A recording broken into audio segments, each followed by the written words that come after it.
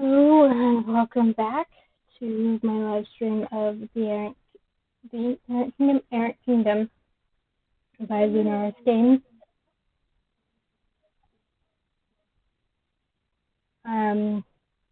We have gotten through the prologue and the first two chapters of each route, Ambassador, Knight, and Nomad. We're about to start with a round of chapter 3. Each of our characters were left on cliffhangers, and they will be left on cliffhangers again at the end of chapter 3, because that's how they roll, apparently. So, our ambassador, as a reminder, I'm dropping stuff all over the place, is Rahim Kadir. Rahim means kind, compassionate, and Kadir means capable, powerful. I don't really have a mental image. I often don't. I usually just pick names. That's just the way I work. I know some people have specific mental images.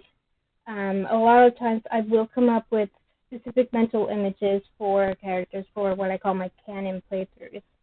Obviously, for games where you can create a character, that is what the character looks like. But for games like this, where you don't have to create an avatar, I just go whatever.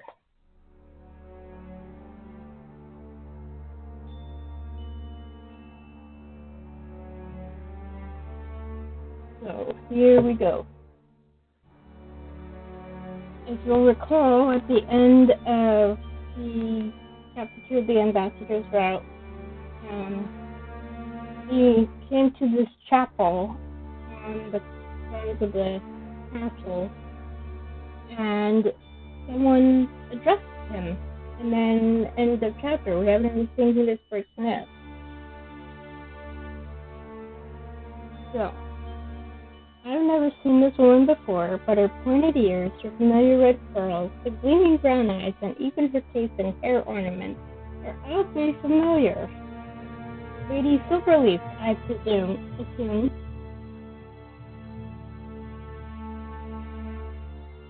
That is the title that Rue's sister, Eleanor, goes by.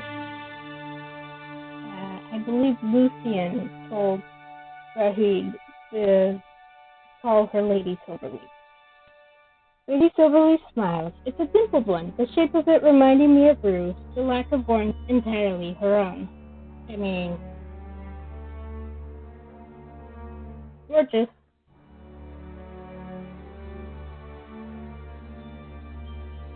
I like that, the lack of warmth.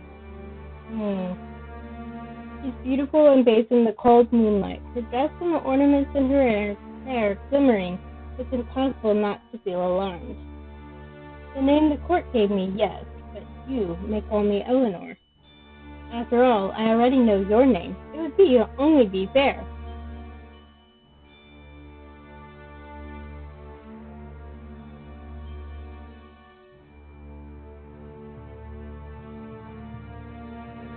I don't know who or what I'm dealing with here, despite what I've heard about this fairy, so caution seems prudent. Nothing's more prudent when dealing with the Fae than manners. I bow lightly, a hand to my chest, and a common gesture of respect. Lady Eleanor, I've heard of you. It's good to put a face to the name. So quick to trust in the impressions of strangers?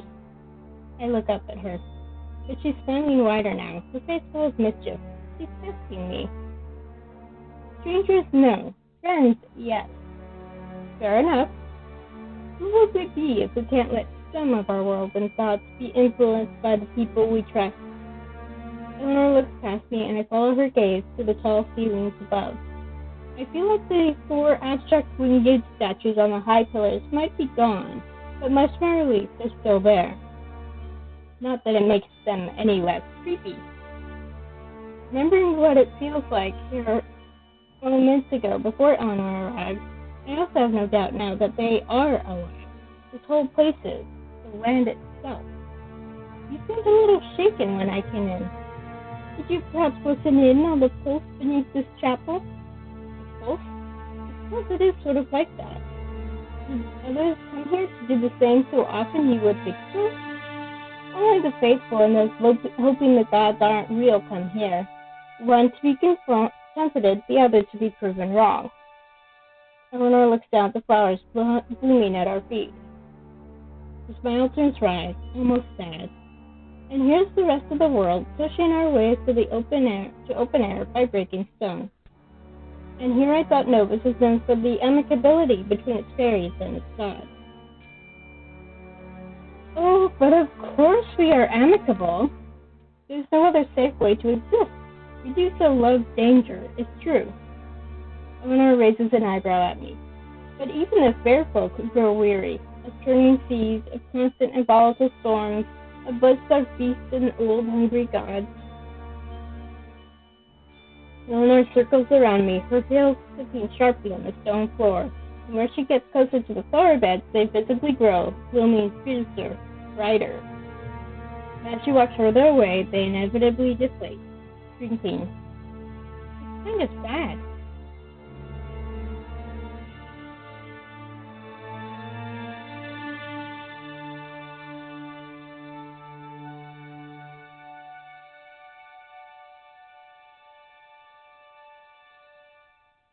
I follow the lady's movement with my eyes, wondering if this is all part of an orator's act. If it is, then it's silly but excellently flavored. So we have two options. Obviously no third option, so there's an go-to here. I told you help my predecessor. You don't like the gods much, do you? You help my predecessor. Why? That last one is a little rude.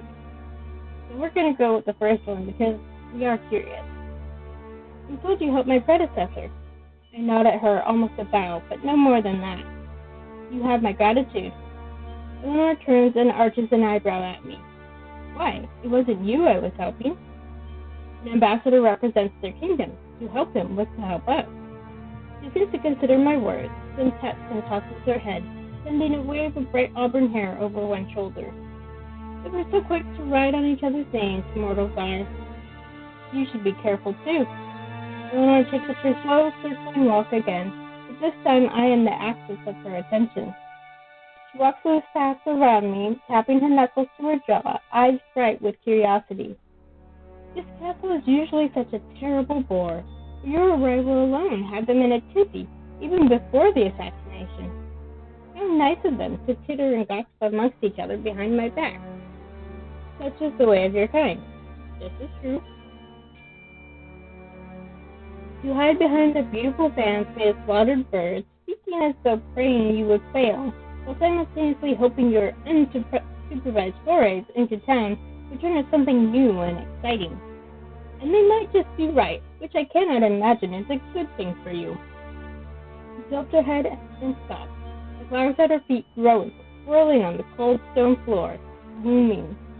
Her eyes bore into me with almost enough force to pin me to the floor, too. Yet you keep coming back, again and again, chasing loose ends you can't tie up, seeking strangers who might better remain that way, the outcast, the assassin, my sibling. And what exactly makes you think I can't tie up those loose ends? Eleanor pauses. Fair enough. I do wonder if you Vithians are all the same shade of stubborn, or if you're just more alike to Theogen than I expected. Theogen, name of my predecessor. It's been a very, very long time since I've heard it spoken out loud.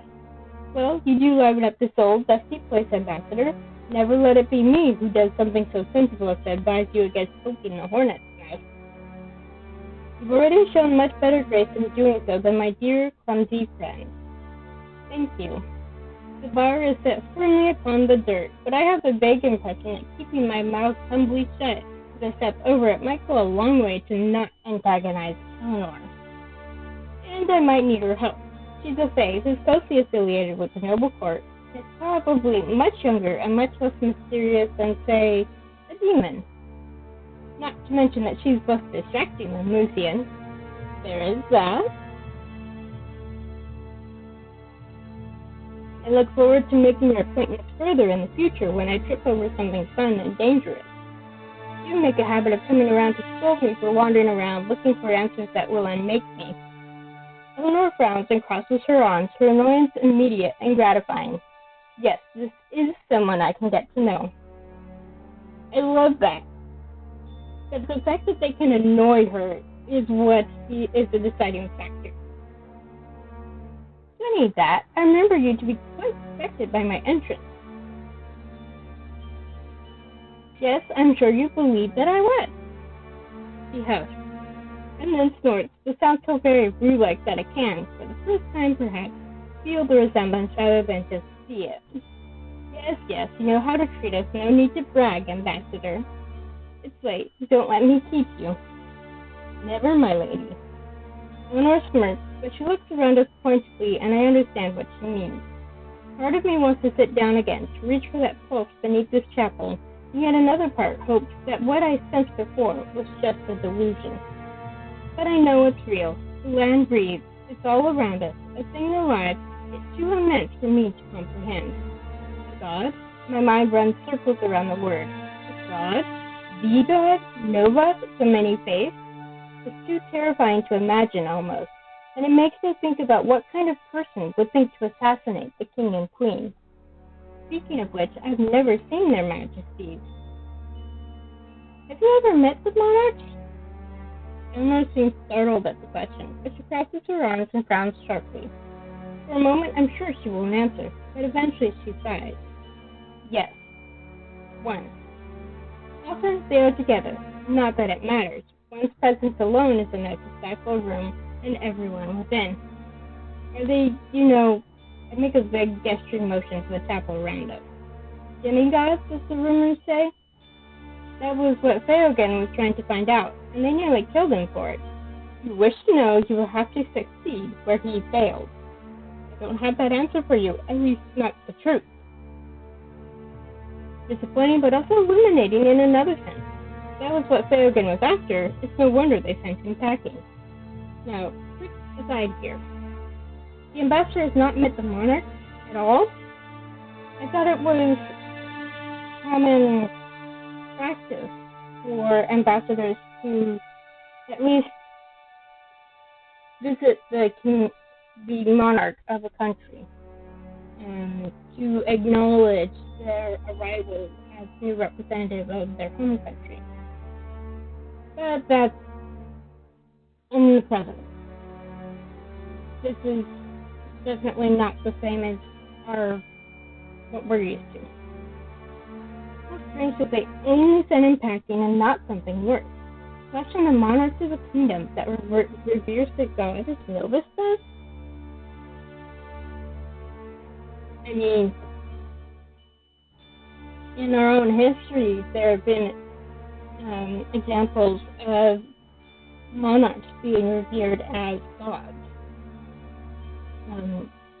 The pharaohs of Egypt, that they were considered gods.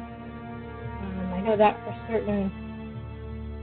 I believe also the Aztecs believe the same. I could be wrong. I'm not as well versed in Aztec history.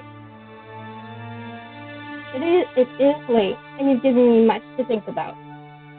Shall I see you off? Such gallantry! How could I hope to repay you? Maybe a token to request your company for next time? You bold bastard. Laughing, she plucks a strand of her hair, turns into a twig between her slender fingers, and blooms with tiny leaves and cheerful yellow flowers. She hands it to me. This is considerably easier than I thought it would be. My thanks. You know where I am. Anywhere, anytime, running amok like the agent of chaos your station should not permit you to be? Of course. A little rebellion goes a long way towards the right sort of mischief. Keep out of trouble, wordsmith. With another tilt of her head and a flip of her long auburn hair that releases the fragrance of night blooms, Eleanor sweeps past me, out of the chapel. With her gone, the space grows as cold and grand as it was before. I quickly follow.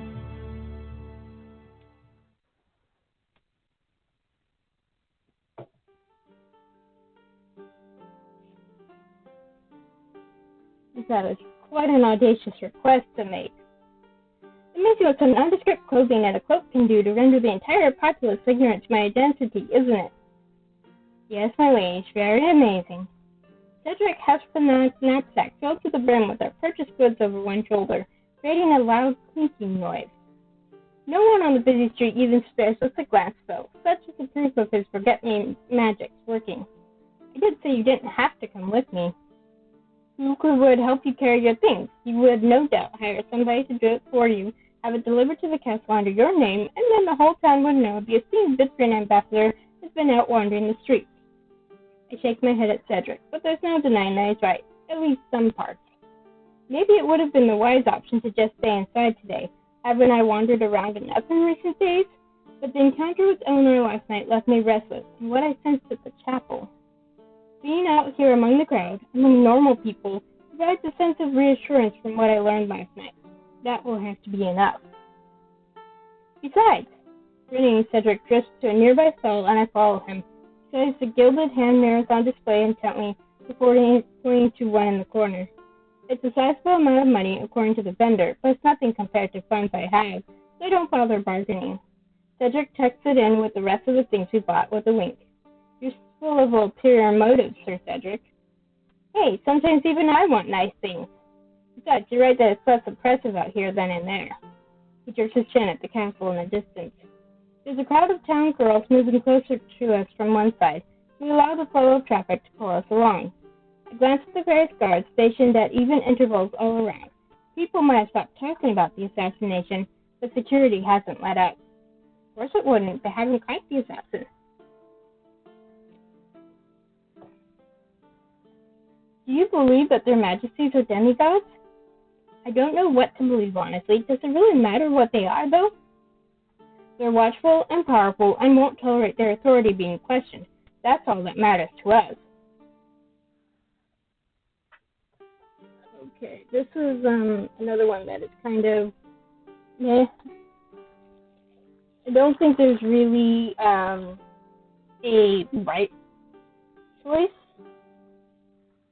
So we will let the dice decide. Odd number is the first one, even number is the second one on a d6. 3. So the truth matters. I shake my head slowly. There it is. The real truth does matter, even if we only know it for the sake of knowing. An admirable thought that your predecessor once followed, no doubt. Knowledge brings danger, my liege. You ought to be careful if you're going to pursue the truth. I thought you liked mayhem, Sir Cedric. Cedric makes a face at me. Only when you aren't in the middle of the fire. Reminds me of Frozen 2 when Elsa tells Anna not to follow her into fire, and Anna's like, well, then don't go into fire. Then he pauses and squints into the crowd. I follow his gaze to find a familiar face, but, oh, I almost don't recognize the man.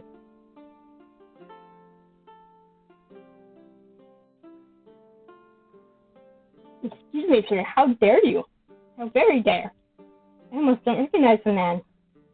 But it's Eric, all right, more different than I've ever seen him before. His hair secured at the nape of his head, tidy, roguishly charming, confident. He's turning away from some sort of vendor with a smirch, sheathing his sword behind his back. For one precious moment, I catch the full wry fondness on his face. Then he sees me. The smile evaporates with such speed that it's almost offensive. Almost. You again? I wish you wouldn't pretend to be upset every time you see me. Eric opens his mouth and closes it, narrows his eyes like that's somehow going to do something in his favor. When I do nothing except to move aside so as not to obstruct traffic and continue to look at him expectantly, Eric pinches the bridge of his nose and sighs harshly, shaking his head.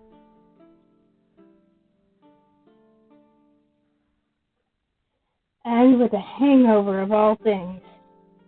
I thought that was a typical morning mood for you, Sir Eric. Remember, he had quite a bit to drink the night before. The night helped him home, and Nomad's the one who ensured he got to get drunk. Eric gives me a sour look. Behind me, Cedric coughs. He glances pointedly at the curious eyes our conversation has begun to draw. All right, I get it. If you insist on pestering me, let's not stick around somewhere I'm going to get into trouble with the damn watch for. Come on. Shaking his head, Eric turns and stacks off. He's still muttering to himself, probably just to drive home the fact that I'm not particularly welcome. Well, that's an invitation. And I can't politely refuse now that it's gotten to this point. I glance at Cedric, hoping he'll understand.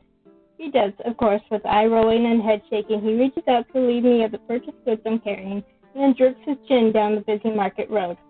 I'm going to find Yvette. She's likely brought an entire donkey with her to go shopping and can carry all of this back for us. My liege, please behave. On my honor, says Cedric.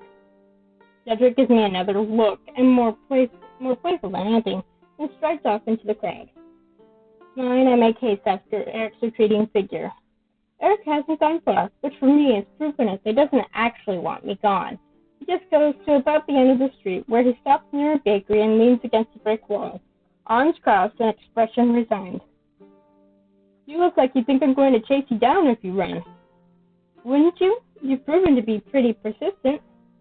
Come now, I resent that. I only met you by chance twice, and the third time Raiden led me to you. So you weren't looking for me when you came to the tavern yesterday morning. He seems to deflate a little as he says it, even though he doesn't phrase it like a question. If I don't know better, I might think you're disappointed. Well, that's... Eric looks away and scratches at his beard, teeth gritted. Is he blushing? A little hard to see with his tan skin, but... Oh, he is definitely blushing. I look away, too, hastily covering my mouth with a hand. Damn it, but I can't control the smile threatening to break through. It was a coincidence. I'm very happy about it. It's all the same to you. Sure. I can work with that.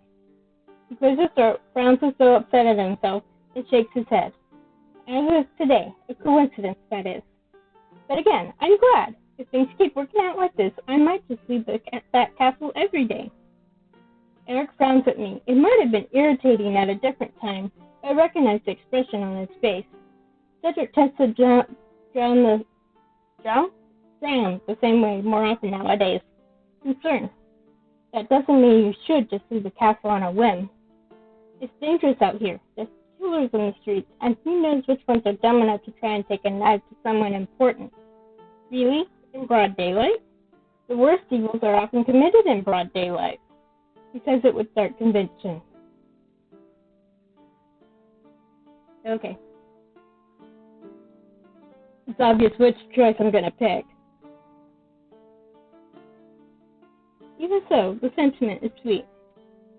James, the protector in you never left here, Eric. Eric blinks. For a moment, he's so openly, painfully surprised that it feels impolite to look at him. And then he blushes. That's very kind of you. Eric turns away, hands on his hips, and moves up.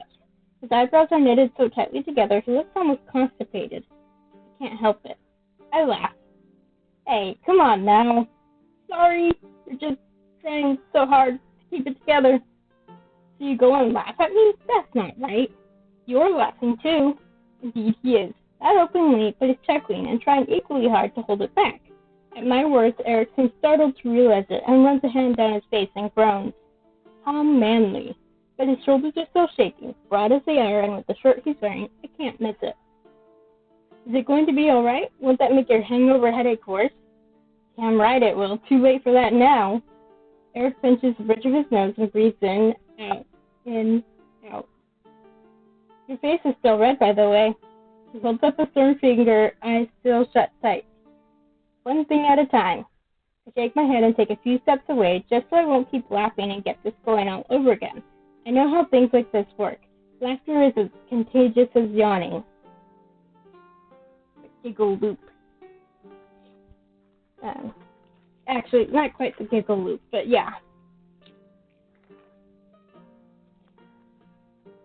It's so ridiculous. It feels ridiculous. Eric standing behind me with his shoulders hunched, trying to get his breathing back under control, me a few feet away, vibrating with giggles. At length, there's a mighty sigh. Not as bad as I thought. I dare to peek over my shoulder. Eric is rubbing at his face and muttering something under his breath. Are you all right? Like hell. Yes, I'm all right. They say laughter is medicine. Medicines don't cure hangovers. Thanks. I mean it. It's been a while since Eric rubs the back of his neck awkwardly, color still high on his cheek. Maybe I should throw him a rope here, though I can't say seeing Eric slightly guilty like this feels almost like a privilege, like I'm seeing something no one else is allowed to see. Still, it's good to do the right thing. It simply meant that a position may be rescinded, but never the person who once held it. So I'm sure you shaped the armor and not the other way around. You've got an elegant way of beating around the bush with compliments.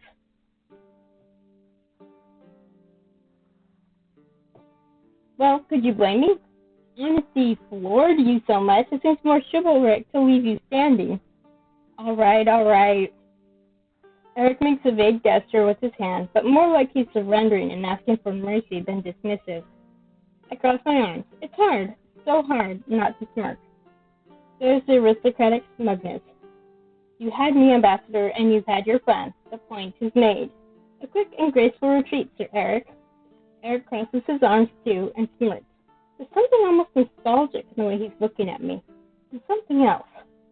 I look away quickly before I'm the one who's undone. The man is bad at hiding his fondness. All right, maybe it's time for a topic change before the spiral's even more out of control.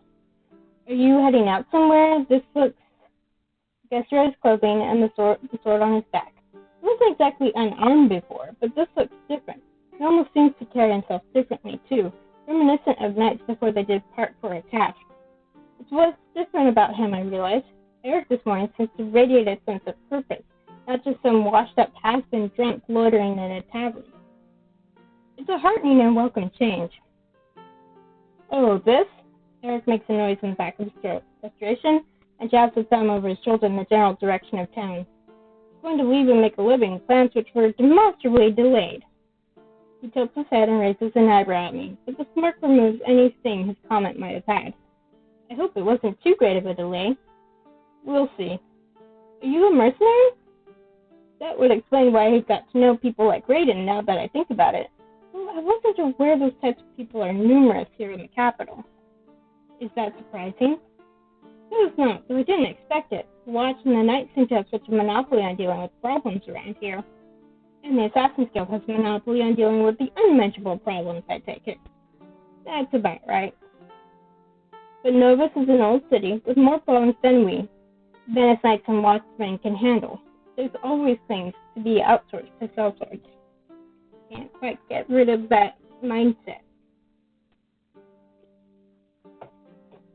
The thought that he's a knight. British types more concerned with filling their pockets than whatever the hell the consequences of their actions would be. So, like I said, be careful. And where is really safe these days? These threats out on the street are at least tangible. Eric blinks slowly at me. Then his demeanor visibly softens. I suppose that's fair.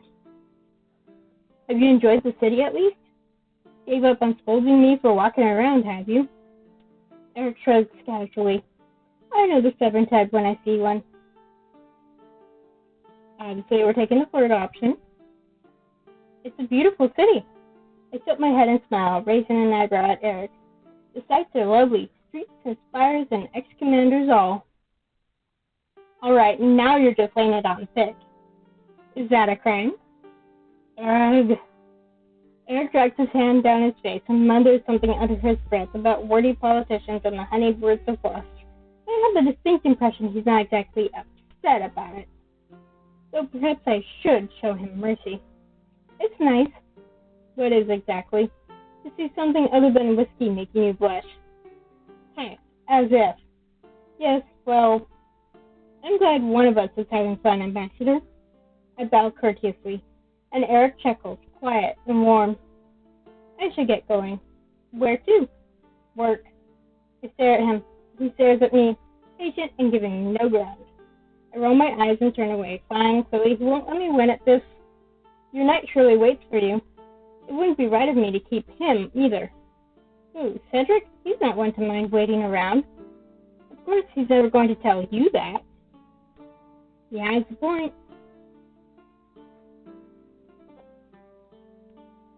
Yes, fine, all right. Your point is made, Sir Eric.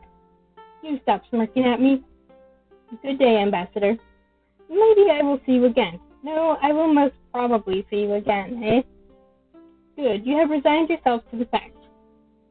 Eric shakes his head. Good day, Ambassador. And so, with a slightly stiff bow, perhaps the hangover headache bothers him still, Eric takes his leave of me. Before I can go, however, the niggling worry that has been buried at the back of my mind suddenly starts to itch again. The one that's been there since yesterday, inescapable, standing in that chapel, only muted now and not totally gone out, here in the sun's cheery glow, the streets full of chattering, blissfully ignorant people. I speak before I can stop myself. Sir Eric.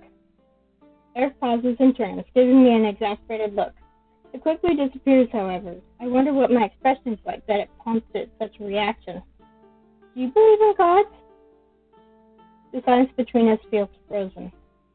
Eric turns fully to face me. It makes my stomach clench uncomfortably to see his previous demeanor evaporating so quickly to be replaced with sour suspicion.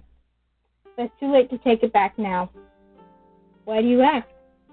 There's a chapel in the castle's garden. I feel something there. Like I'm standing before the eye of an unfathomable creature. It didn't see me, but it was there. Eric's frown deepens. This time, however, it feels more like doubt and confusion. I know of the chapel. I visited it a few times when I was there, in the past. It's always felt unsettling to me. I can't remember anything being particularly wrong with it. Besides, if it had, Masha wouldn't have let it go uninvestigated. He does have a point there. Not about his obvious hesitance about the gods or something's existence, but about whether or not it could be dangerous. You're right. Maybe I worry overly. What? You did tell her about it, right? Not yet, but I will. Eric purses his lips disapprovingly and crosses his arms. In my defense, I left the castle almost as soon as I woke up. The other courtiers were hounding me about yesterday's jousting results. I will find a chance to tell her. She'll have answers for you. She always does. Good of a woman. Eric's smile has a faint hint of wistfulness. Okay, we are definitely picking this one. You miss her, don't you? Eric says nothing for a long moment. His head is bowed, his eyes on the ground between us. Then he takes a long, ragged breath. It's more than that. I let her down the most, I think, in the chaos of everything. It's not her I'm afraid I've lost. Relationships can be rebuilt, if we ever have the chance. It's her trust. He stops and presses his lips together. His jaw clenches, hard. Obviously we're going to offer to help with that. I study him for a long moment. It's nothing new, this knowledge. Neither Eric nor Masha seems the type to let this kind of circumstance shatter what they had together. I can help you seek that chance. Eric slowly raises his head. He blinks at me in blatant surprise, then snorts and looks away. Thank you, but I can't impose that on you. Even with the evidence her own brother gathered, she still doesn't believe you were at fault for what happened. Faint, brittle hope dawns on Eric's face like the sun's first ray in winter. His mouth parts and he straightens, but seems to stop himself. Shakes his head again. You haven't spoken since you left. Isn't that right? This is just for closure. Don't you want to see Lady Masha again? And what good will it do? Eric's fists are clenched. He leans over me. There's no threat. If anything, there's little but torment on his face. Where can we go from this? It's better for everyone involved if we don't associate with each other. It will only endanger her. It might already have endangered you to associate so casually with a disgrace. Whose grace, Sir Eric? I tell you, it isn't mine, and it isn't hers either. You're still very much in hers. I step up, and Eric doesn't retreat. We're looking at each other, with no space left between us for lies or pretense. Lady Masha can make her own decision whether she'll want to see you or not. All I'm saying is I can pose that question, and arrange the meeting, if you're willing. After what I have done, someone still believes in you. That seems to shake something in Eric. Or rather, I can almost see it register something in his eyes. He takes another deep, slightly unsteady breath and steps back. looks away, jaw clenched. I wait. I'll owe you one. I'll hold you to that. Eric flashes me a tiny smile, inclines his head and gives me another one over. Then he looks up, past my shoulder. I turn to follow his gaze. Cedric bows. Lee, she said to remind you when it's time to return to the castle. Oh, right. Yes. Good call. Eric shakes his head slowly, his eyes still fixed on me. There's genuine concern on his face, and I'm not sure whether that makes me more or less nervous. Be careful, Rahim. Yes, I know. His frown deepens like he doubts it, but before I can protest, Eric salutes, a little stiffly, then turns and walks away. I watch his tall, broad-shouldered silhouette retreat into the crowd until he's gone entirely, before turning to Cedric. Really? You asked him, of all people? He used to live in that castle. Cedric sighs through his nose. I take it for a fair enough. Then it really is time to go.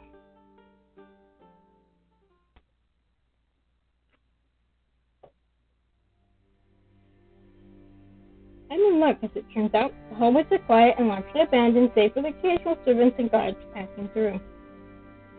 Cedric steps to one side when you're in an intersection. Somewhere to be? Your things should be in your chambers, my liege. I'd like to take my leave, yes. I look at him curiously, just as a passingly familiar young man rounds the corner and comes into sight. Oh!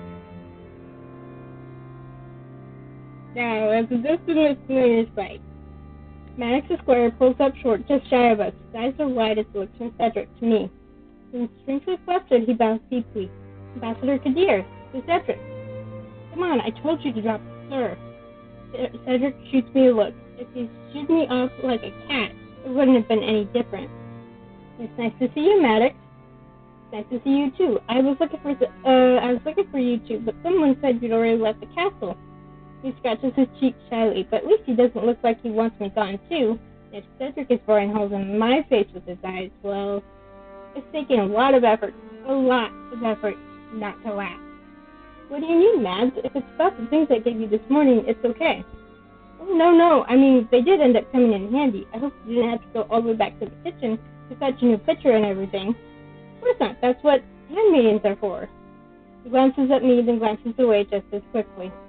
That reminds me, I did ask Yvette to go fetch a pitcher of refreshment this morning, only for her to come back empty-handed, saying Cedric got it, only for him to come by empty-handed as well, with a proposal that we go shopping instead. What a betrayal and forbidden exchanges thicken. Anyway, I didn't mean to interrupt you. Maddox bows, so well-mannered I forget for a moment he's a squire and not some noblewoman's pampered valet. Or valet. I'm not sure which pronunciation to use. I only wanted to thank Cedric and to let him know that we might have rescheduled the training apprentice to help me with today, Cedric. That training ground is in the gardens being used by Commander Vasile, and she makes a helpless gesture. Cedric sighs, or something like this would come up. So it's another day then, if my beloved liege doesn't have anything sudden and urgent leaping out at whenever it is we planned this for. Hey now. He's not wrong, but hey now. You said you have to move your plans for today. I will take care of Commander Basile. Both Squire and Knight regard me skeptically. Such faithlessness. Give it half an hour, would you? And then you can go to this training ground. Do you even know where it is? Well, tell me then. There's a pause. Then smirking, he tells me.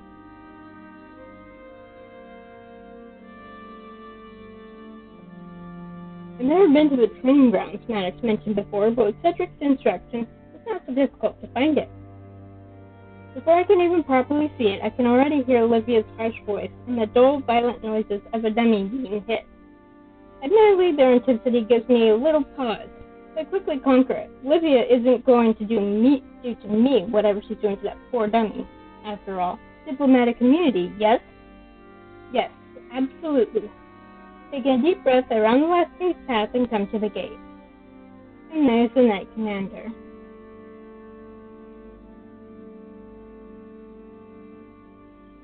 Yes. Olivia is a maelstrom of gold and black. Her muscular arms are gleaming with sweat in the sun. Her teeth are bared in fury as she swings her sword down on the straw dummy, and this time she does cleave it in two. She recovers with almost inhuman grace from a savage attack, falling back into a defensive stance, and spots me. Ambassador, what are you doing here? Oh, Obviously we're going for adoption. I open my mouth. I close it.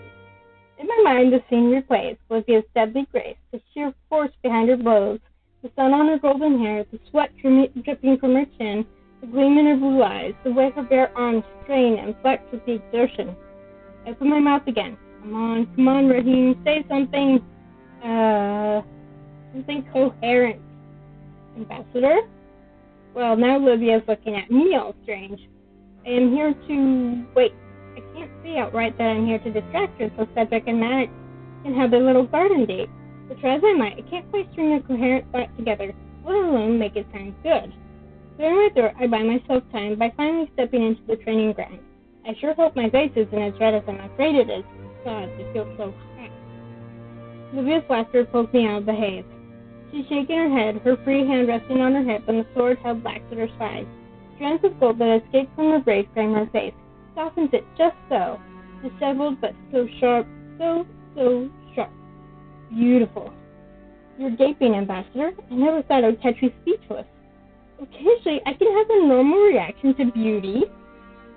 Olivia's eyes widen. A moment, she looks away and coughs.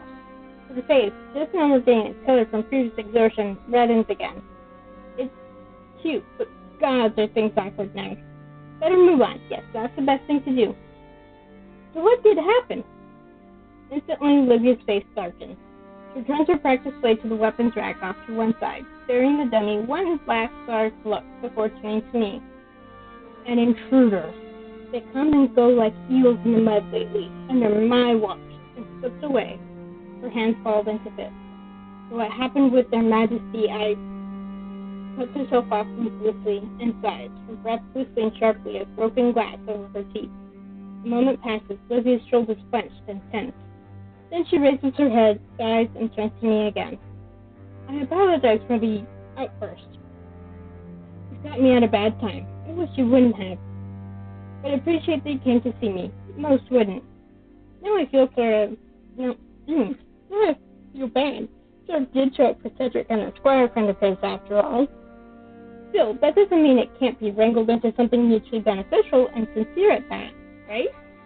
Shall we walk? I think you'll have to replace that pack of sunny anyway. Something for the squires to do. They've had too much time to gossip and slack off lately. Olivia puts her arm around. Literally. I turn away politely and wait. It doesn't take long. Minutes later, which is impressive considering the number of plates Olivia wears, the Knight Commander is at my side. She braids her hair absent-mindedly, gauntleted fingers moving roughly but decisively through the strands of her blonde hair. Where exactly are you heading? That's a good question. Does a walk need a destination? Olivia gives me a look, and I have the impression that she's never gone anywhere without one. Makes sense. So, the gardens are large and peaceful, Commander. Do you mind joining me to tour through them? If your duties don't keep you, of course. I will remain until my duties call me away. I appreciate your company. Never doubt that. After the powdered courtiers and the jittering noble knights, I've had my fill of simpering strangers who think they know better. Resentment brims in her voice, but she's already walking, so I follow. We leave the training gowns behind and return to the gardens proper, which seem even quieter somehow. I don't mind it, though. After returning from the market, this is a blessing. Yeah, I would too, but I don't like big crowds, lots of people, especially lots of strangers around me. I am not a social person. Olivia doesn't offer conversation, and I don't mind. We walk in companionable silence for a time, until the paved paths are no longer quite so familiar. I look up at the foliage above us and notice a gleam of something flitting in and out of the leaves.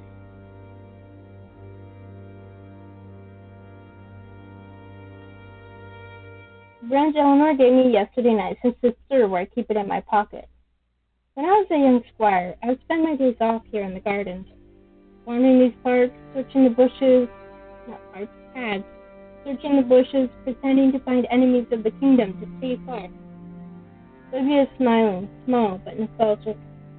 Villains simple and straightforward, and heroines who put them in their place and protect everyone. Stories Masha and my old mentor once indulged me with. Not quite bring yourself to say Eric's name. What you laid waste to that training dummy certainly brought to mind the image of legendary Lady Knights. Olivia snorts and gives me a wry look. I wasn't laying waste to evil that captured my younger self. It wasn't laying waste to evil that captured my younger self's imagination so thoroughly. She looks away again, to the fading daylight above us, and after a moment closes her eyes. The wind stirs her hair, the only part truly movable about her armored frame, and she exhales with it. It was about banishing it, about the people I have helped. Even among the most senior and prestigious royal knights, opinions differ on what our role truly is. What it is we're wielding our steels for. Is it for their majesties? For the kingdom's advancement and pride? For our citizens who prosper thanks to all of these factors? Perhaps it's selfish, but I've always wielded mine for that cause. The cause that I've been enamored with since my youth. Some days I doubt even my closest advisor's priorities, but I've never doubted my aim. She smiles, and this time it seems directed at herself. I don't know whether I should look away. This moment feels both private and a privilege, to be able to peer into something that feels like a glimpse of a woman few others get to understand. Olivia saves me from making that decision. She fixes me with those sharp, pale blue eyes. What about you? You're very far from home, and summoned on short notice if what I heard was true. We're going to go with this one. You're correct that it wasn't easy. But that was no reason to fail. I like to think I rose to the call. Admirably. I glance at her in surprise, but Olivia keeps her chin high, her eyes forward. I am certainly glad it's you who replaced our previous guest. Oh, ouch. Not to say he was a terrible man. I barely knew him. What he had done, however, was... Her eyebrows knit darkly. Unforgivably crass. I like to think our own resplendent king chose me out of confidence in my abilities and not... maybe I shouldn't finish that thought. And not... I sigh. And not for one of someone who is capable but ultimately expendable. Your king would think such a thing? Have you ever played chess, Commander? People are not pieces on a board.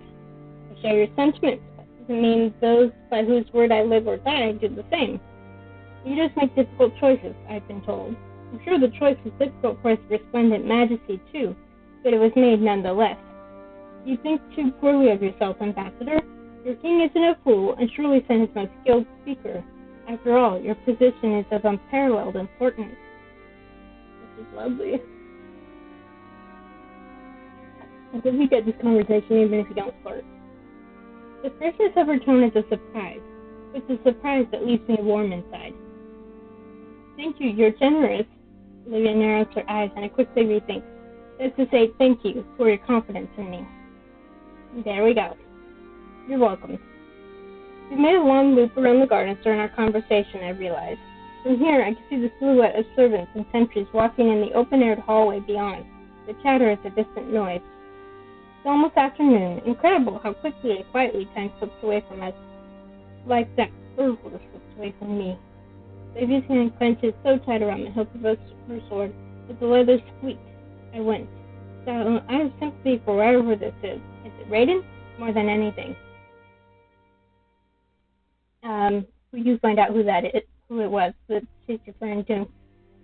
I have to make some arrangements with security before everyone disperses for dinner and fills their stomachs with wine. Thank you for keeping me company, Ambassador, and be careful, though I know your knight is never far. About that, who knows what Cedric is doing in the bushes with his squire friend? I clear my throat and smile, patting the dagger hanging from my belt. Thank you, Knight Commander. Livia nods decisively, but her face softens a fraction as she studies me, still committing mind to memory. She salutes and departs. We stand for a moment much longer under the shade of a flowering tree, processing everything that's happened in the last hour. The gardens offered nothing but quiet solitude.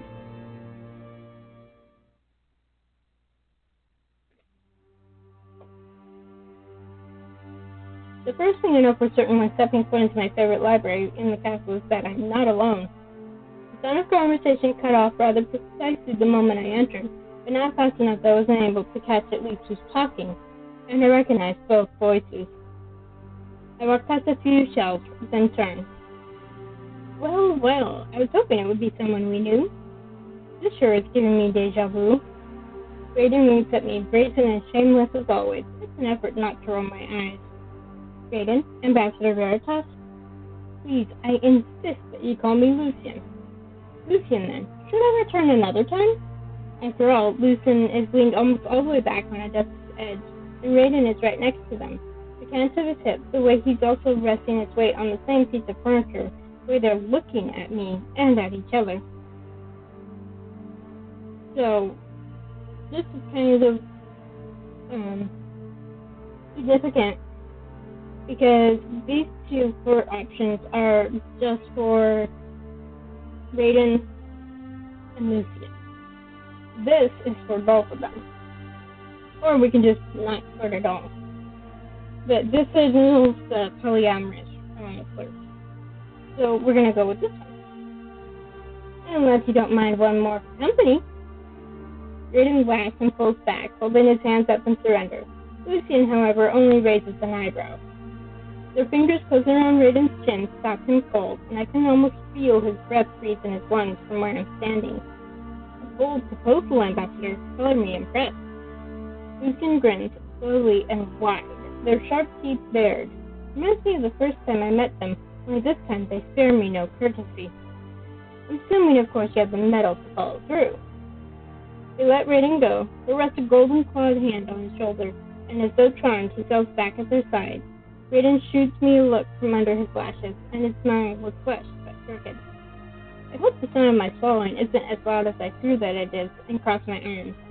And where do you suggest I sit? On your lap, perhaps? You're welcome to, if, as I said. That's a terrible rhetorical question. I retract it. Lucian chuckles and spreads their free hand with a shrug. But then the fingers scroll, beckoning, and I come closer. But an invitation accepted doesn't mean my strings are theirs to pull. There's indeed no chairs, so I settle with leaning on the table they're currently rested against. A small but definite distance between us, and cross my arms. So good to see you here, Raiden, safe and sound and not causing trouble. I don't need to be out and about to cause trouble, thank you very much. Is that so? Are we in trouble, Lucian? That depends on how much free time you have, Raheem. Lucian's hand moves from Raiden's shoulder, almost absent-mindedly tracing his jaw, then down his chest. I can see Raiden's throat bob as he swallows. The little snake is a very devoted troublemaker once you get him started. Raiden's eye twitches. For the first time, he pulls away from the seemingly hypnotic pull Lucian has on both of us, and pouts. He swings onto the desk and settles down, rolling his shoulders like he's trying to get rid of its last vestiges. Relatable, I suppose. Damn right I am. And I figured we would be on a two-person show schedule tonight. Not that I mind the interruption, your fanciness. What were you doing here? I thought you'd quit coming to this place to hide. I wasn't hiding in here. Uh-huh. Now, Raiden, behave. Raiden's mouth twitches, but he manages to suppress it down to just a shit-eating grin. Good for him. I'm glad I'm not interrupting anything too important. Not at all. I was expecting you to be here today. This they direct at Raiden, who shrugs and shifts to sit cross-legged on the desk. Can't the little snake, his friend turns just a shade vicious, go slithering into the garden for a hobby? Did Eric scold you for something? No, and you gotta admit, Eric scowls by default. If he did it at me, that doesn't really mean much. I have to nod grudgingly. Someone put you in a bad mood, Lucian tilts their head. A curtain of dark silken hair slides from his shoulder to pool on the table, and the fragrance of movement brings something just mildly spicy and wholly arresting hit my senses. I want so badly, for just a brief moment, to twirl a strand of that black cascade around my fingers. And I surely hope demons can't read minds, because Lucian turns to me with a heart-stoppingly knowing smirk. But your good mood is undefeatable, Raiden. Hey, don't cast out on me when you frequently seek comedy of my company. shake my head, but it's hard to entirely suppress the chuckle tickling my throat. Raiden, unfortunately, hears the snort for what it is and twirls, spreading his hands wide, like he's an actor who scored a laugh from a difficult audience. Which, fine, it may be true. Somewhat. Don't get too smug, Raiden. There's only so much I can deal with at once. Oh, rest assured, I will keep him well in place, Raheem. Lucian's claw trails down Raiden's arm now. I can almost see the assassin shiver. No, I'm going to start collecting payment. I'd argue that we are the luxuries you can't afford, but you are getting to enjoy anyway. Raiden shrugs, face like a smug cat. What brought you here, Raheem?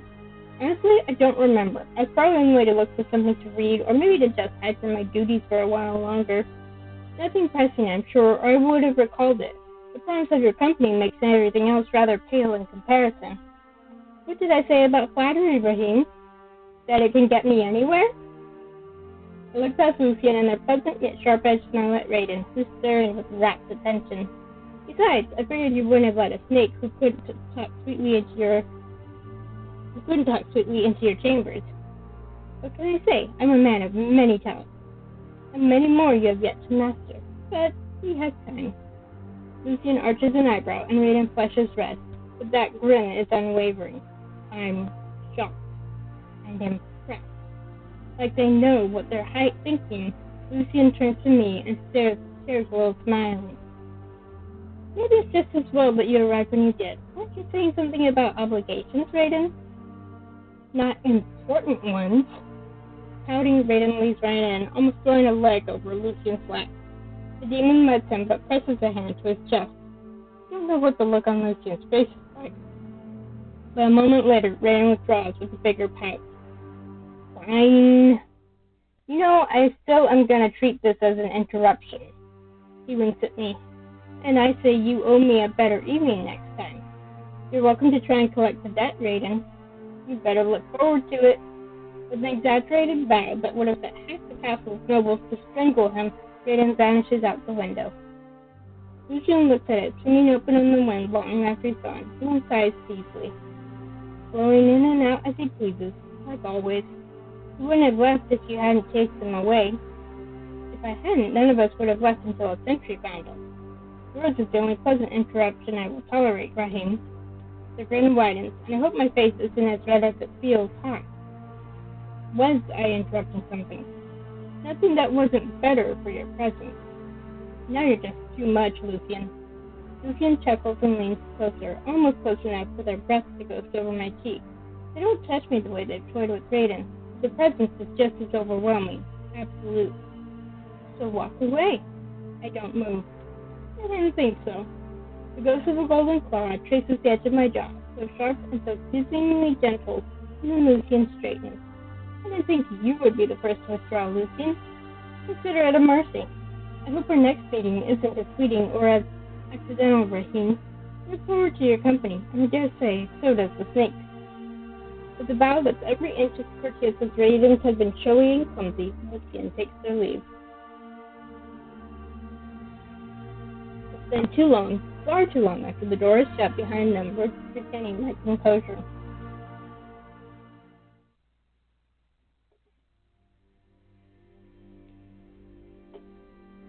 Someone nearly bumped into me as soon as I step out the door. Oh, Raheem, I apologize. I should have watched where I was going. No, you're fine. Manja smiles, but perhaps for the first time I met her, doesn't seem to reach her eyes. I think there's a word missing there. I look up and down the hallway. It's empty, for now. Is something wrong? No, nothing is... She stops herself inside. There's no use in denying, I suppose. No, it's nothing that would warrant your concern. It's just more work for me, I suppose. Oh, I'm sorry. I didn't mean to interrupt your work. No. The work is already done. It just leaves worry on the mind, as usual. Don't let me keep you. It's getting late, and I'm sure you have work to do. Maja smiles again, then steps past me. But I can't just let her go like that. I know how it feels. Go to your quarters at night. Shut the doors so it's only you in that darkness, and the things you couldn't lay to rest in your own mind. And Maja has been nothing but a friend to me. Lady Maja? She stops and turns, serious. It is getting a little late, but still far too early for bed, don't you agree? Would you like to do something Adventurous? Marsha's eyebrows rise, almost to her hairline, and I immediately regret the way I put it. An outing, that is. There's this rather rowdy inn in town, not too far from the castle to be unsafe, but far enough to be free of this. I wave a hand vaguely at everything around us. It has great spiced potatoes and god's awful ale, and no one will be able to hear or recognize us above their own complaints. A great getaway. What do you say? Marsha crosses her arms and narrows her eyes at me for a moment. At this moment, I'm also sure that she's going to scold me. Everyone is aware that I leave the castle and tour the town often, but no one knows where exactly I go, probably. And then Marsha grins. An excellent proposal. I haven't been in town while out of my uniform for such a long time. I wonder how it's changed. Shall we rendezvous outside the main gate in an hour? I must prepare. I blink. Just like that? But then the excitement hits. Yes, we sure are going to town. See you then. I'll see you.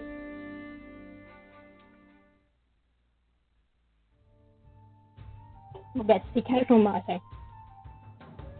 I leave the castle unbothered, save for the weight of Cedric's stare, wasn't shackled on my soul and conscience cold.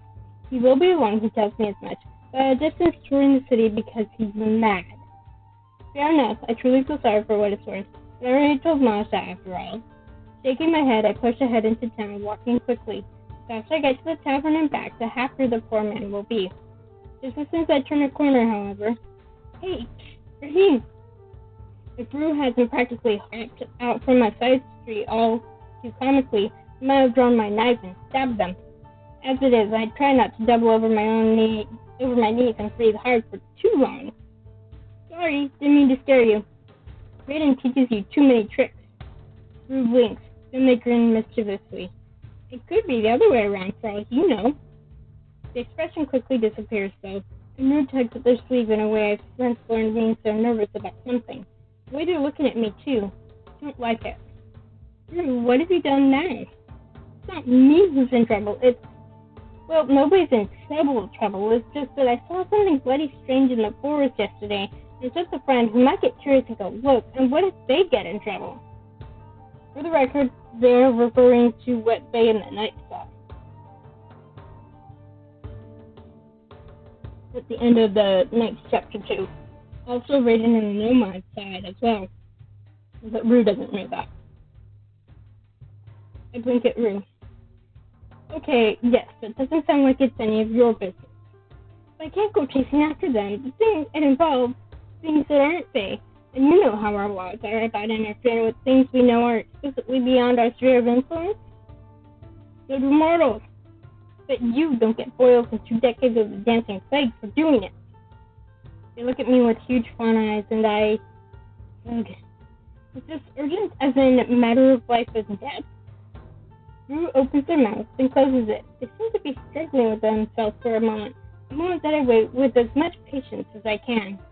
So, no, I'm not sure if my friend will even go in there, but Rue, I'm on my way to meet with someone else. Never mind that this isn't really my jurisdiction. Rue seems to vote. You're right, I understand. I look at them for a moment longer.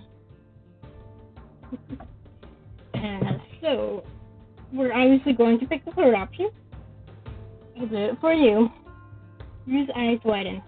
Then their expression softens and they grab my hand, squeezing. Thank you, Raheem. You've always been kind. But you must wait for me. Don't go racing after your friend and endangering yourself. I won't. I came and found you first, didn't I? Oh, I should have asked Ray where it's going to be tonight. But thank you. They grin, then lean forward and kiss my cheek. It's just and chest, but it leaves my heart thundering. By the time I blink, the week's gone. Dazedly, I resume the walk to the tavern.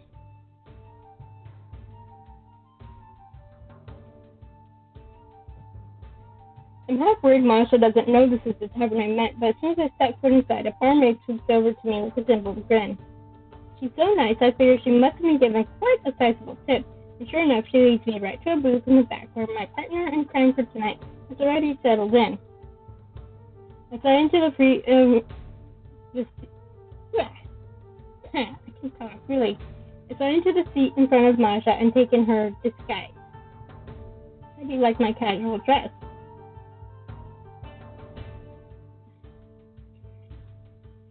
They're all so beautiful. There's a hint of a smile playing at the corners of Marsha's lips, like she knows exactly what I'm thinking. It took a while to assemble something that won't stand out, even at night. Still, it seems to satisfy the populace. You look good. Thank you. But she seems distracted, pensive even. I watch Maja twist her fingers together in a way I've never seen before, and it worries me in return. Is something wrong? No. And Maja snorts and pinches the bridge of her nose. I should stop making that a knee-jerk response. She hesitates for a moment, then looks at me. I met Eric before you arrived. Oh. He seemed shocked, as did his friend who accompanied him. So I take it you weren't the one to orchestrate this meeting? No. I might have offered, and I might have been happy to make that a reality, but not tonight. So considering how often Eric comes here, if I can kick myself, I would. How was it? Don't look like that, Raheem. It went fine. Better than expected, even. I'd given up on seeing my best friend again. And he's still here, still in the city, and doing well. Maja laughs behind her hand, both touched and a little incredulous. Then she takes a deep breath and sits down at the table, contemplative. Her smile lingers. Certainly a welcome respite from the problems at the castle. What excitement had them up in a stir today, anyhow? They were separate occurrences, if that's worth making. Maja twirls her finger absently over the candle's flame, and it turns blue, slowly swaying with the movement. It's almost hypnotic to look at, so just as hypnotic as the way the fire gleams in her eyes. There was a small commotion in the chapel, and there was the primary excitement, so to speak. The other, Major found something possibly disturbing. Related to the attempted assassination? Maja frowns and shakes her head slowly. I'm not sure if it's because she disagrees or if she's trying to chase a thought away. Who could say? Perhaps a third player looking to stir up trouble. There's always opportunists hiding in our city's shadows, starved for an opportunity. Just 1 second.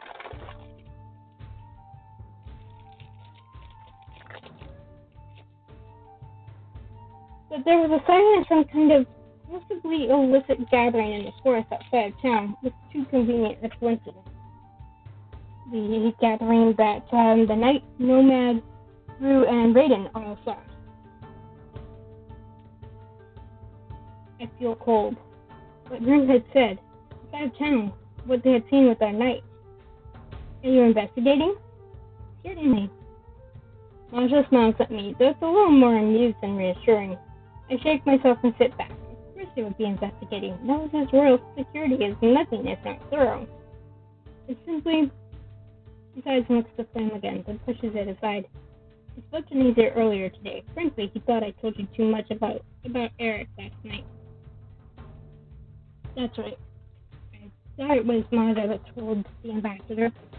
Yeah, we have both Maja and Eric's side of the story. Don't believe the Knight has other side.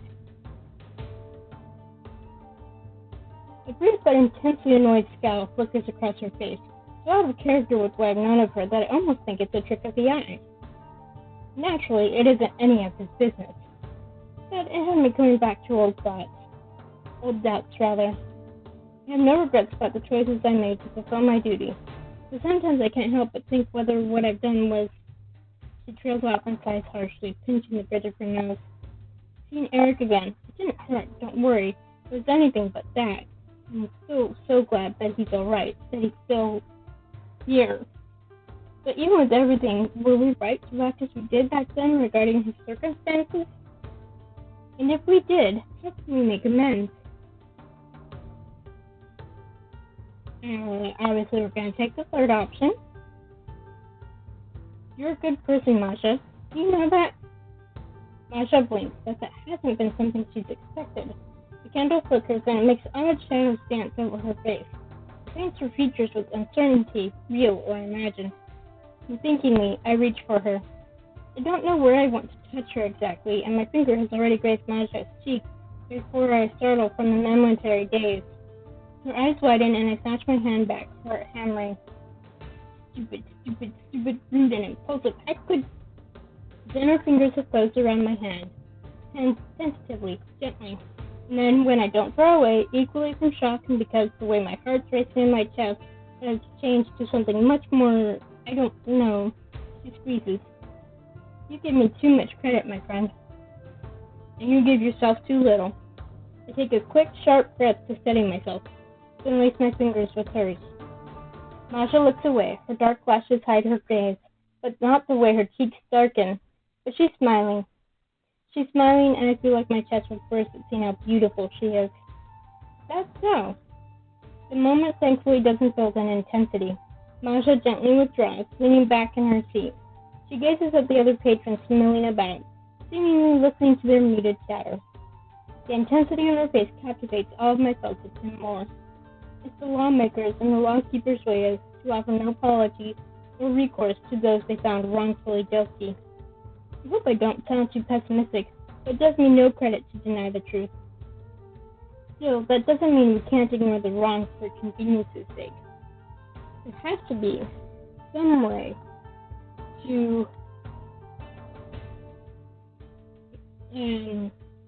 make up for wrongfully accusing someone, wrongfully punishing them. I think there's something,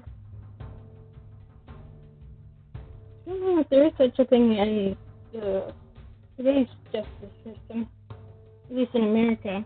I don't know about other countries. Yeah, just ignoring it is not right. I honestly can't say whether I'd wanted to be shaken like this, to be made to question my actions and their weight yet again. Maja closes her eyes. I believe that uncertainty is necessary. I choose to believe it anyhow. Thank you for suggesting this outing, Rahim. The fresh atmosphere cleared my head. Coincident or not, to see him here. She stops there, pressing her lips together, and sighs through her nose.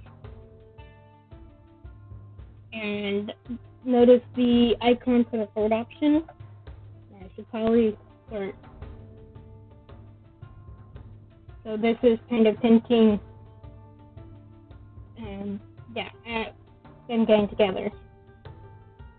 You don't need to leave it in the past. I lean forward again, emboldened by this new kind of science we seem to share, where the distance is foggy, but not unfathomable either anymore. Eric cares deeply for you, and the way things ended. Don't you want to begin again? Begin again? I'm not so sure about that. We weren't children when we decided on our affections, and we aren't children now. We can only move forward, for better or for worse. Marcia stares down at the table surface, her finger tracing an abstract pattern upon it. Then she smiles at me. The lighting softens her edges even more until she's a lovely shadow with bright eyes and kind intentions, and I think I understand why Eric loves her so much. Still surely does.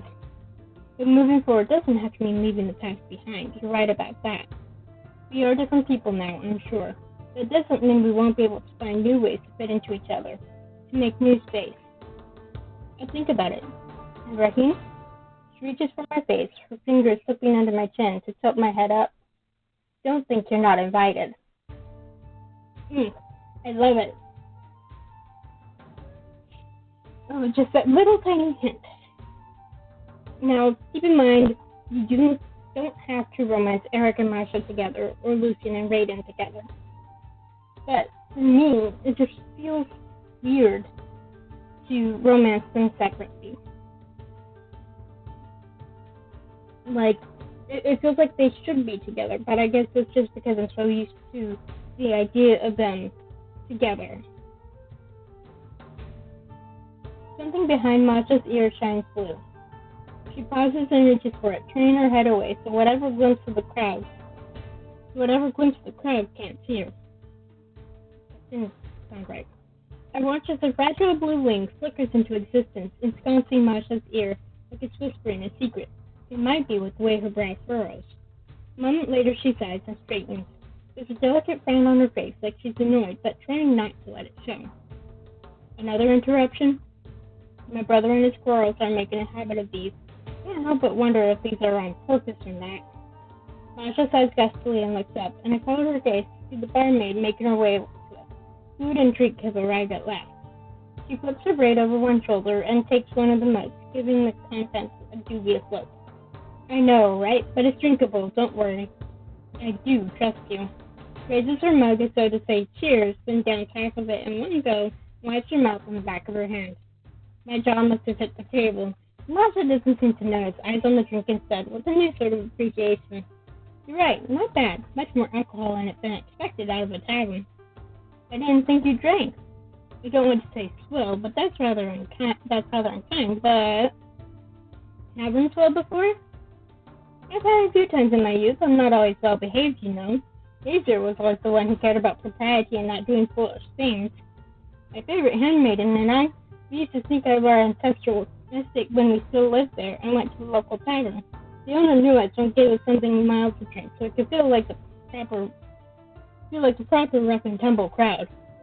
Marcia sighs wistfully, her eyes on the plate of untouched food now. Such a precious childhood, seldom remembered nowadays. What about you? Were you so precocious as a youth?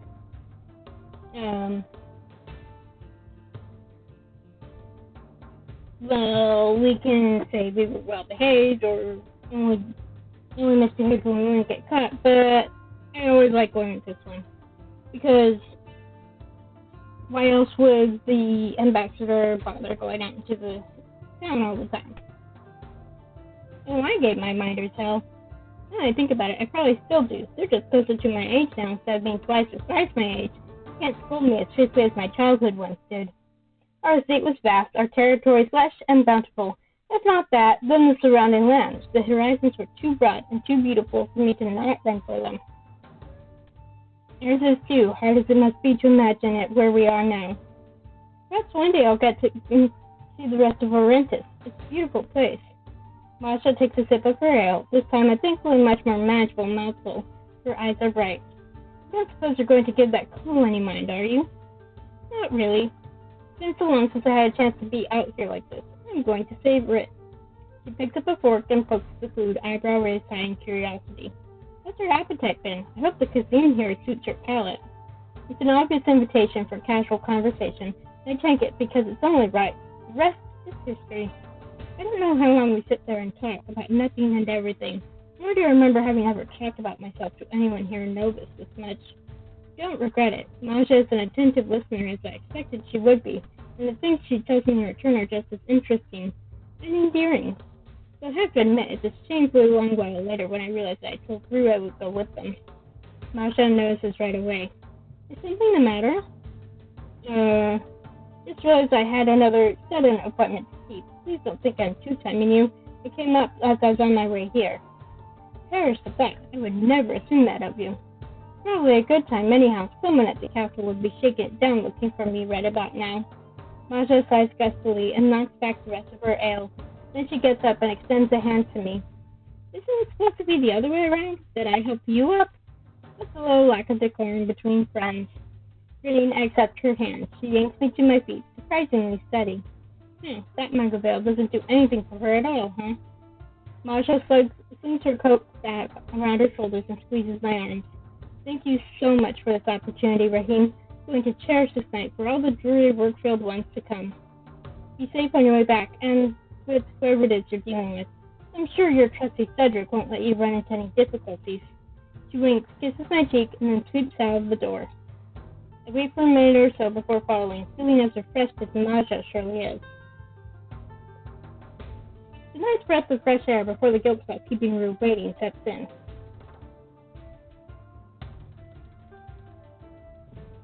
They're not far from the tavern, and they're mad. You're late. So late. I have been waiting here until my father starts to wilt from worry, and I'm not even blooming right now. Rue looks on the verge of stomping their feet. Oops.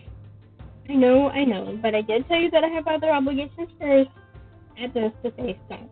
They take a deep breath, and another deep breath. And then they scratch their chins sheepishly. Yes, you did. I'm sorry, I was the one who barged in. It's fine. I'm ready to deal with whatever you have in store for me. Tell me, what's wrong? Rue opens her mouth and stops and looks around the night streets. I can't see or sense anyone, but their action alone makes me feel wary. Would you prefer somewhere else to talk? Cedric is going to lecture me about this. I would like to show you something. Sure. Rue smiles gratefully, beckoning me. They start off towards what I'm assuming is the edge of dawn. I stand there dumbfounded for a long moment. Am I really doing this? Am I really following a fairy into territory unknown in that dark of night? But then Rue is already almost out of sight. I shake my head and chase after them. Yes, I am. Cedric is going to kill me for this.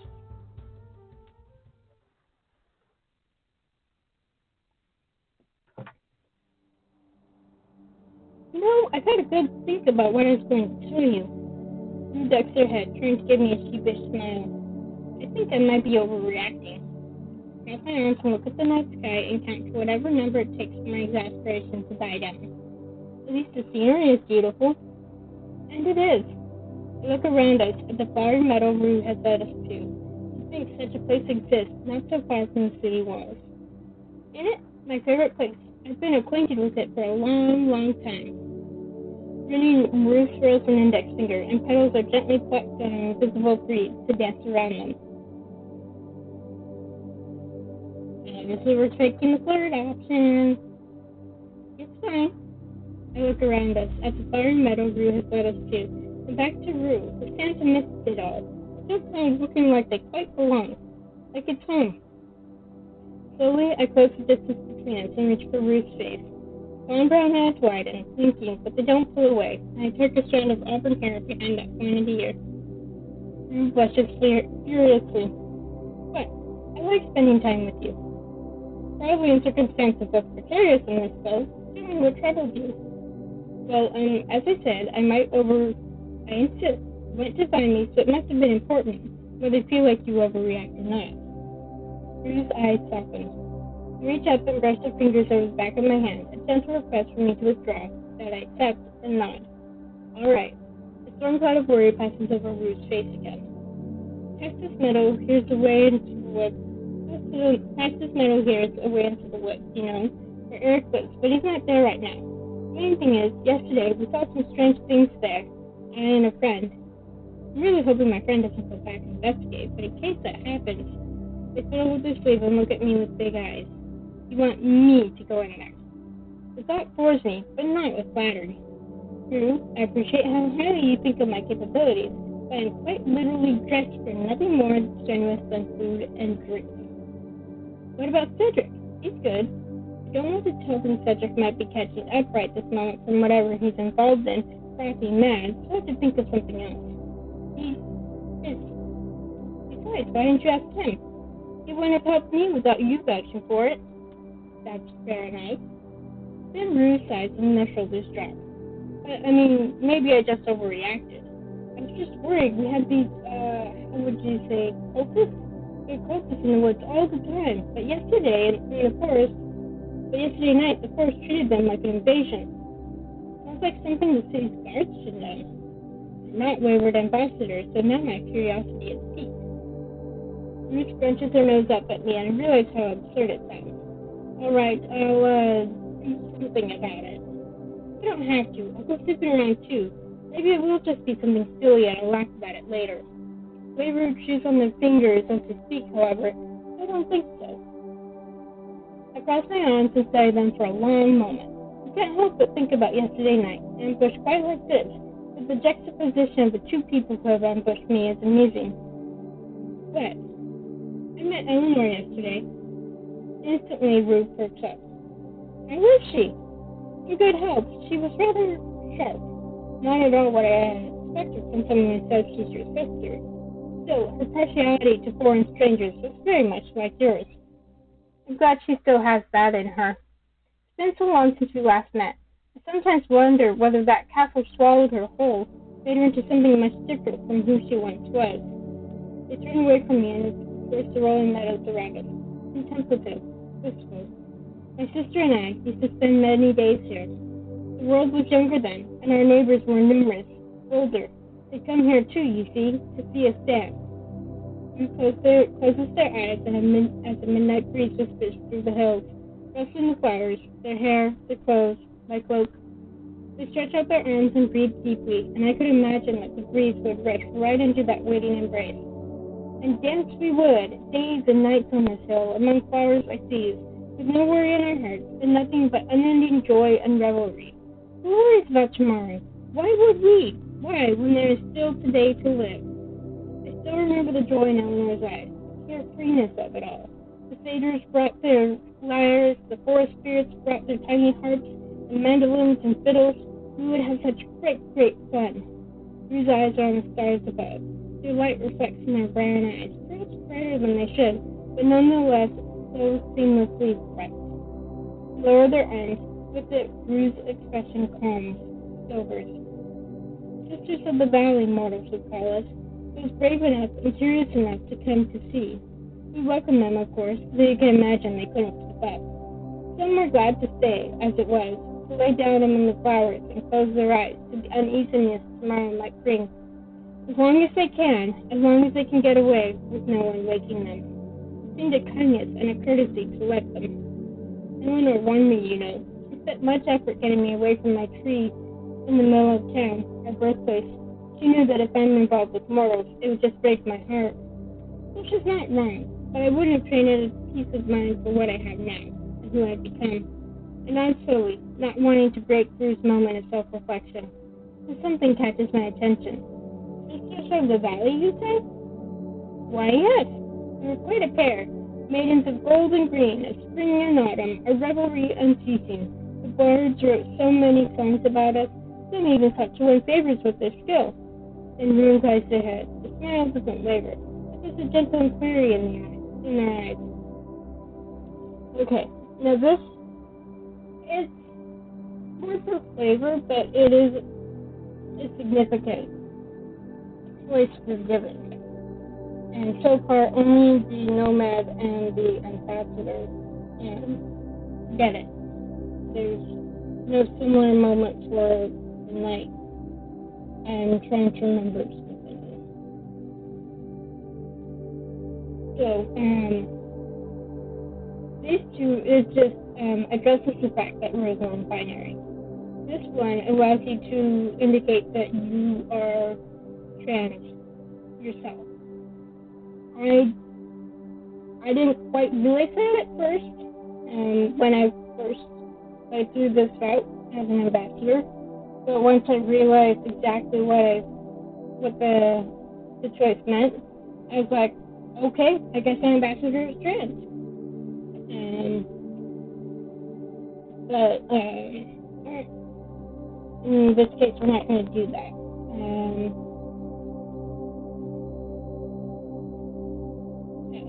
Another time. I'm just going to roll with dice. So odd one, we're going to go with the top option. Even number, we're going to go with the middle option. Odd one again.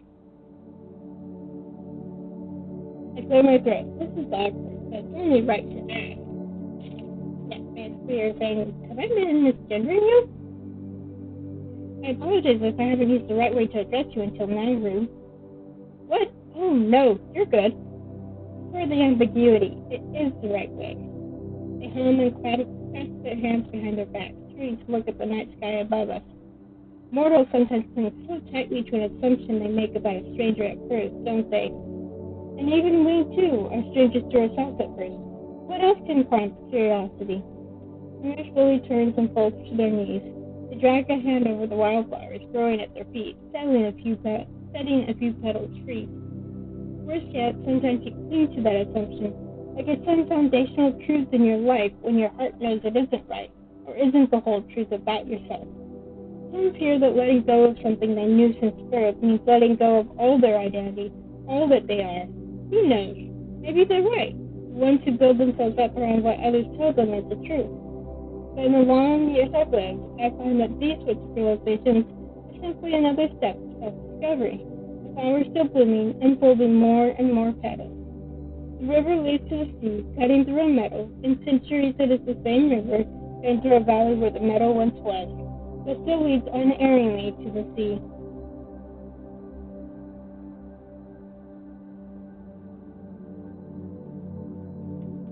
Mom hops over onto the flower field and grins at me. The winds roll around them, picking up the petals and nestling it in Ruth's hair, in an image of a crown. This meadow loves Ruth still. It's Yui. I see that now. And here, in the end, it's still me. Older, wiser, growing a different way. What's happened stays that way forever. It's why I always go back for mortals, you know? They understand transience and change as much as they try just that much harder to deny it sometimes. My feet move me without thinking. I come and sit at their side, and together we gaze up at the starlit sky for a long moment. Then Rue chuckles, almost subconsciously, and turns to me. I really dragged you out here for nothing. Don't say that. You shared with me something very wonderful. This place and yourself. Not like I have anything planned aside from going back and getting more work done before bed anyway. The night is late, so I don't feel like it's all wasted. But Rue mentioned before this, though. No, it can't be connected with what I discovered, surely. Cults are one thing. The Novian gods need no cults. I'm glad you're here to share it with. I like talked about myself, you know. Some of your kind don't. I don't know why. They think not being understood is a way to be protected. It's because we can't trust others when they take advantage of it. Which you, as a fae, old as you are, should know too. Rue hums, tapping the chin, and their face falls. That's true. Sad, isn't it? How little we can do and be ourselves, unable to place our faith in others. You can trust me. I'm ready to, Rahim. They nudge my arm companionably and lean further back. We sit there for what feels like an age, and out here in this meadow, surrounded by nothing but the fragrant smell of nights and flowers, the starry sky gazing back down at us, it truly becomes easy to forget that time's more than a concept. Eventually, though, my internal clock kicks back in. I reluctantly stand up and brush myself off. I'd better head back. Okay, I'll go with you.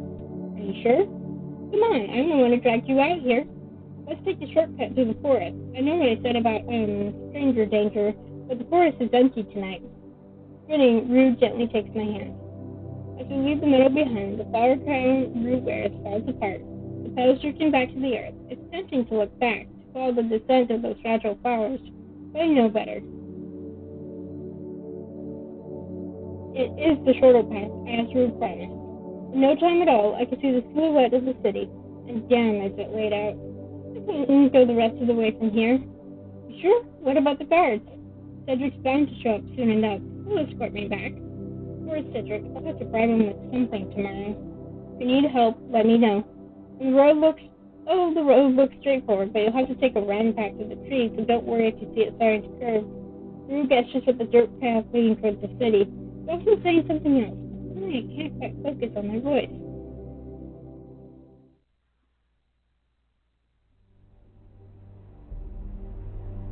Something tugs at me, something hovering at the edge of my awareness, commanding me to look. I know that itch, and for a split second I feel panic. Saying mischief creeping up on me, and if I look, with the compulsion lens, I turn and gaze into the forest behind us. It looms. Barren trees, red lights, the sky beyond is thickly green. This is wrong. This is wrong. Rue? I turn to look for Rue and see no one. Only a path leading towards Novus, which is no longer there, and the insidious trees have swallowed the world. I'm alone. Dun dun dun! Another cliffhanger.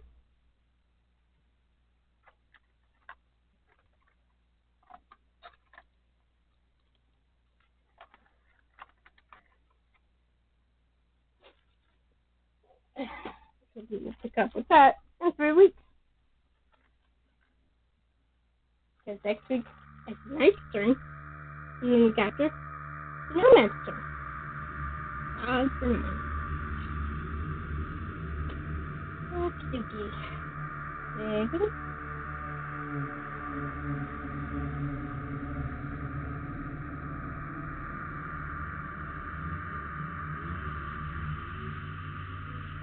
Okay, so that's it. Thank you for joining me. So yeah, next week we will play the Night Route Chapter 3. Where we will find out what exactly happened with Rue and the Knight. so we do have some indication that they made it back safely.